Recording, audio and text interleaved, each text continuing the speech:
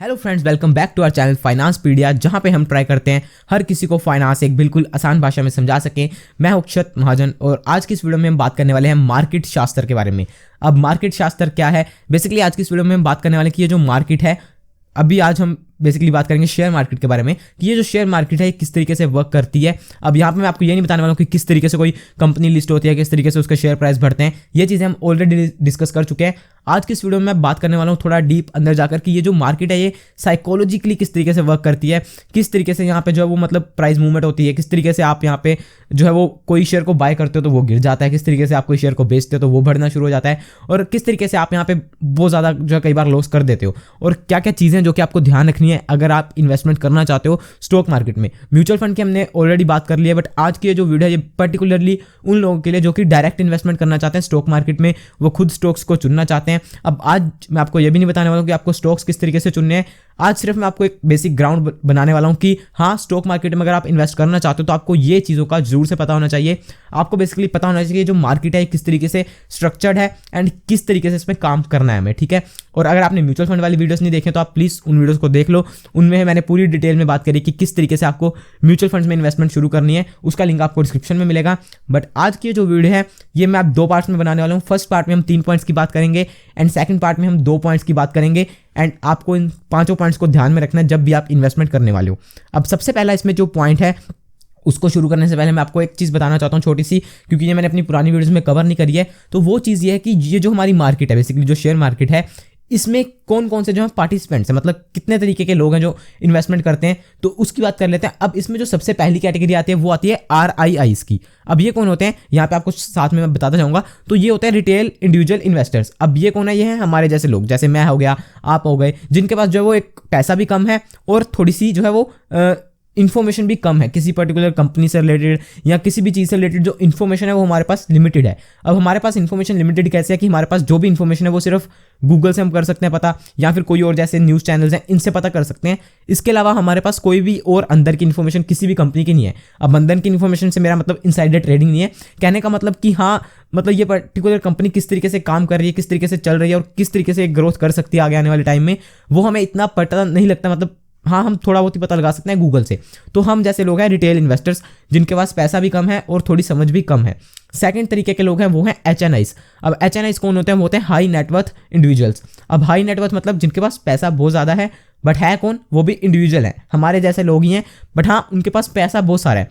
अब सिंस उनके पास पैसा बहुत सारा है तो उनके पास जो वो अपनी इन्फॉर्मेशन की जो मतलब जो अपना है इन्फॉर्मेशन वो भी थोड़ी ज़्यादा होती है। वो क्यों ज़्यादा होती है? उनके पास अपनी कुछ टीम है, कुछ ऐसे लोग हैं जो कि उनको कंपनी के बारे में बहुत ज़्यादा डिटेल्ड इन्फॉर्मेशन बताते हैं कि हाँ, ये कंपनी यहाँ पे सेल कर रही है, यहाँ पे इसकी ग्रोथ बहुत अच्छे से हो रही है और आने वाला टाइम इसका अच्छा है। तो वो थोड़ा सा उनको फ़ायदा होता है और उनके पास पैसा भी ज़्यादा होता है। अब थर्ड लोग कौन है? थर्ड हैं वो DIIs। अब DIIs कौन होते हैं? ये होते हैं डोमेस्टिक इंस्टीट्यूशनल इन्वेस्टर्स। अब इसमें कौन आ जाता है? इसमें आ जाते हैं बेसिकली हमारे बैंक्स, उसके अलावा जो हमारी इंश्योरेंस कंपनीज आ जाती हैं जैसे LIC हो गया।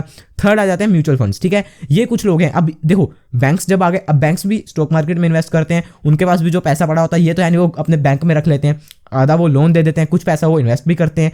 उसके अलावा जो मैंने बताया आपको LIC हो गया, जैसे इंश्योरेंस कंपनीज है। अब LIC क्या है?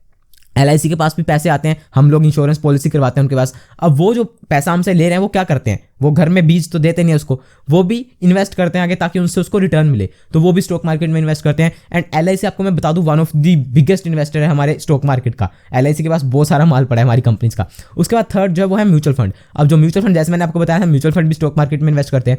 तो ये हो गए DIIs, मतलब जो हमारे इधर इंडिया के जो लोग हैं वो मतलब डोमेस्टिक इंस्टीट्यूशनल इन्वेस्टर हैं, जो बड़े इंस्टीट्यूशन है।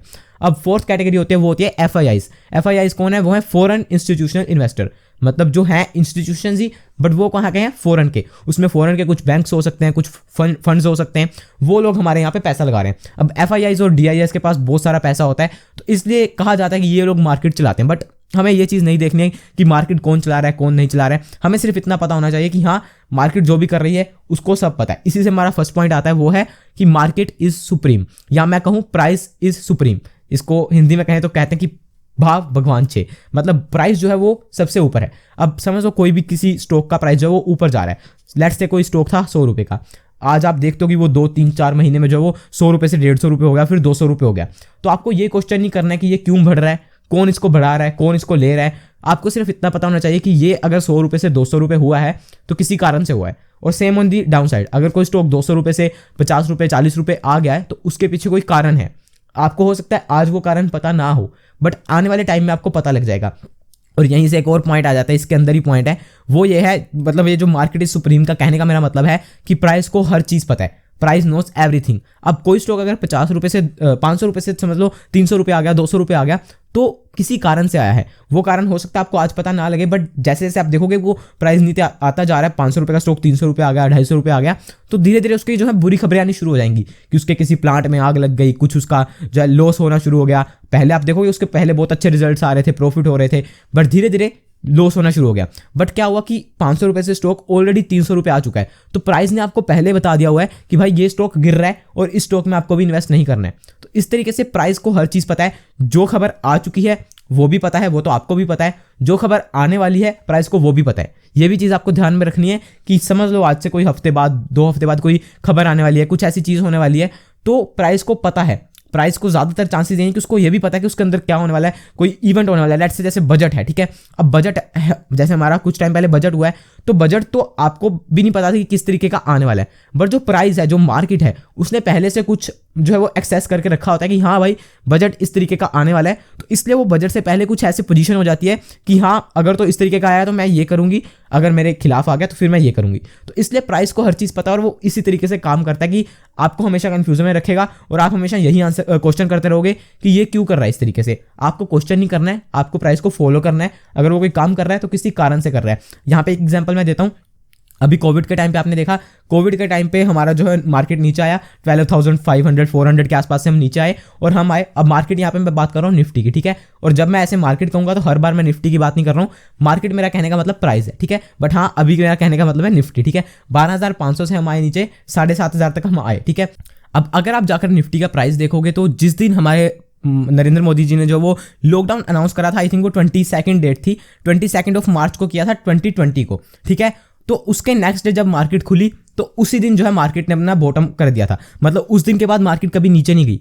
वो 23 मार्च को जो है लास्ट दिन था जिस दिन मार्केट नीचे आई। तो अब एक्चुअल में अगर हम देखेंगे तो हम तो यही कहेंगे कि यार आज लॉकडाउन लगा है तो अभी आने वाला टाइम बुरा है, बट मार्केट ने इसको ऑलरेडी डिस्काउंट कर लिया कि भाई ये सबसे बुरा हो गया, अब इससे बुरा कुछ नहीं हो सकता।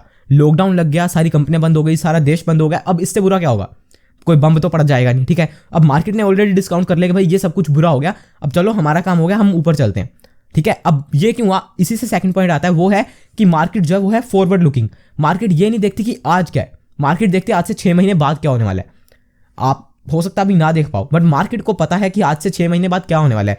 अब उस टाइम पर अगर हम बात करें मार्च के टाइम पे, मार्च 23 था, ठीक है। अब उस दिन जाकर आप देखो, उस दिन लास्ट दिन था जिस दिन मार्केट गिरी, उससे पहले मार्केट 12,500 से जो है वो 7,500 तक आ गई थी। अब मार्केट शुरू हुई थी गिरना आई थिंक फेब के मिड में।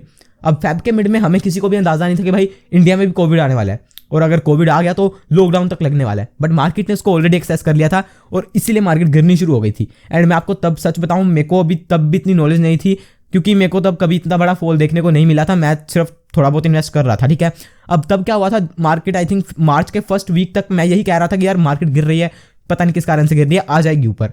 पर धीरे धीरे पता लगना शुरू हुआ कि हाँ ये कोविड की वजह से गिर रही है, और तब तक मार्केट बहुत ज़्यादा नीचे आ चुकी थी। हालांकि तब मैं म्यूचुअल फंड में इन्वेस्ट करता था, ज़्यादा मैं डायरेक्ट करता नहीं था, बट तब मतलब देखो यही चीज़ है कि आप ये नहीं देखना कि भाई मार्केट गिर रही है तो क्यों गिर रही है, गिर रही है तो किसी कारण से गिर रही है, आप सिर्फ प्राइस को फॉलो करो, ठीक है। अब जैसे मैंने आपको बताया कि मार्केट जो वो आगे का देखती है, अब मार्केट ने उस टाइम पे क्या देखा, जो मार्च का टाइम था, ये परफेक्ट एग्जांपल है हमारे लिए, तो इसलिए आपको यहाँ से समझने में बहुत ज़्यादा आसानी होगी। मार्केट ने मार्च के टाइम पे क्या देखा कि यार ये जो सारी कंपनीज हैं ये बंद हो गई, पूरा देश बंद हो गया, अब सारी जिंदगी ऐसा तो रहने नहीं वाला है। तो मार्केट ने ये अंदाज़ा लगाया कि यार ये आज से 6, 7, 8 महीने बाद जो है सब कुछ ठीक होने वाला है।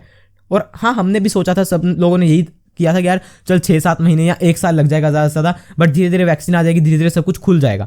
तो मार्केट ने भी यही देखा और मार्केट ऊपर की चलनी शुरू हो गई, क्योंकि मार्केट को पता था कि भाई आज से 5-6 महीने बाद सब कुछ ठीक होने वाला है।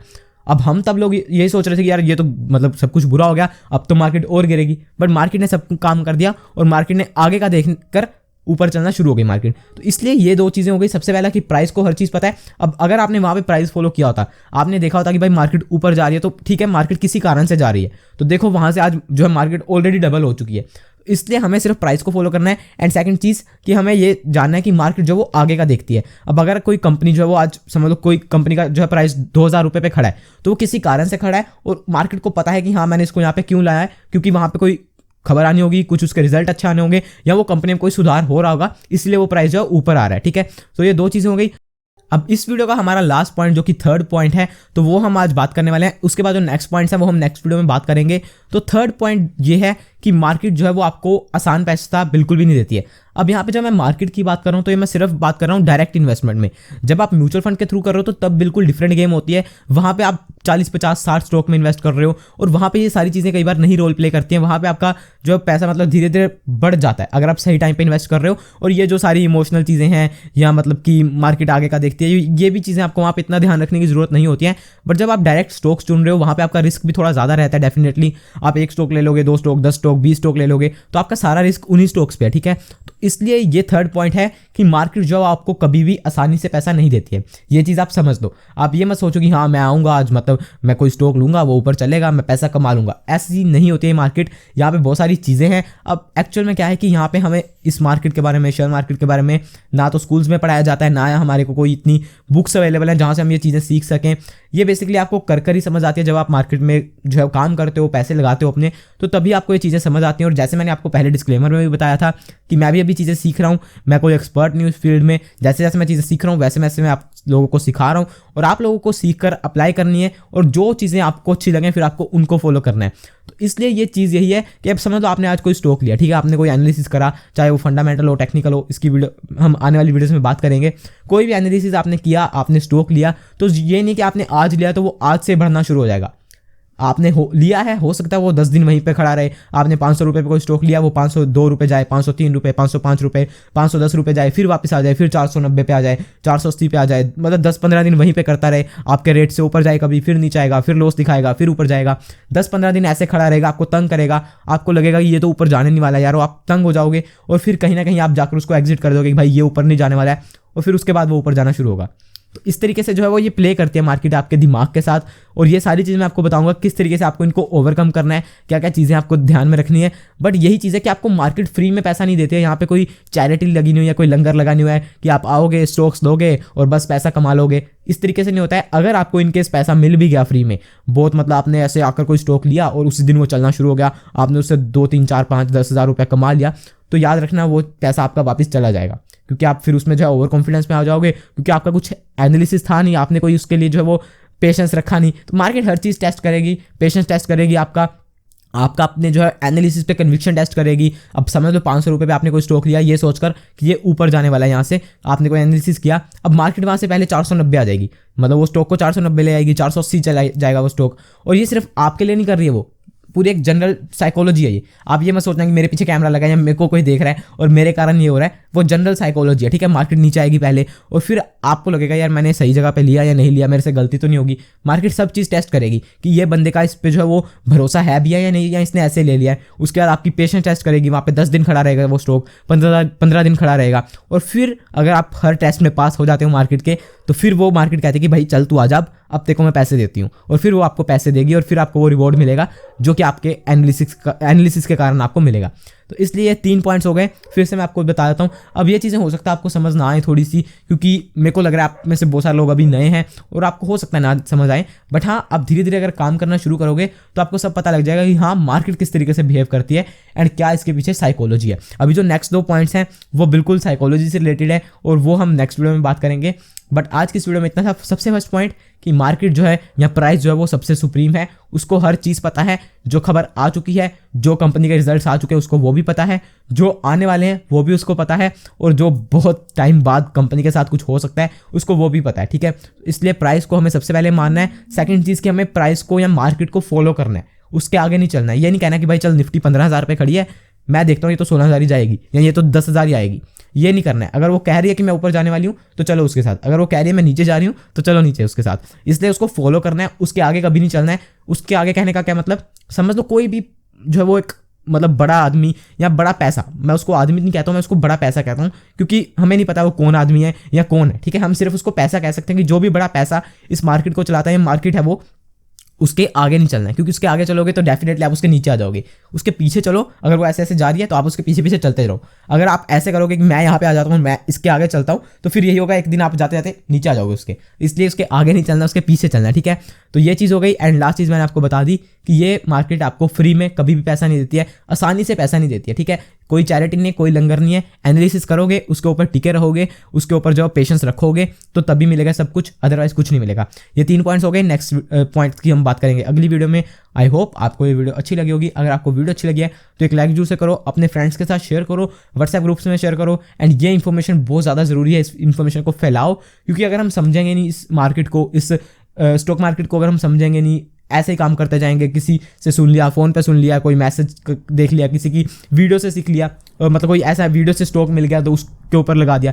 अपना एनालिसिस जब तक नहीं करेंगे तब तक ये मार्केट सच में कुछ नहीं देने वाली है। खुद की एनालिसिस होगी, खुद का कन्विक्शन होगा तो तभी कुछ मिलेगा, ठीक है। तो थैंक्स फॉर वॉचिंग। मैं मिलता हूं आपसे नेक्स्ट वीडियो में। जय हिंद, वंदे मातरम।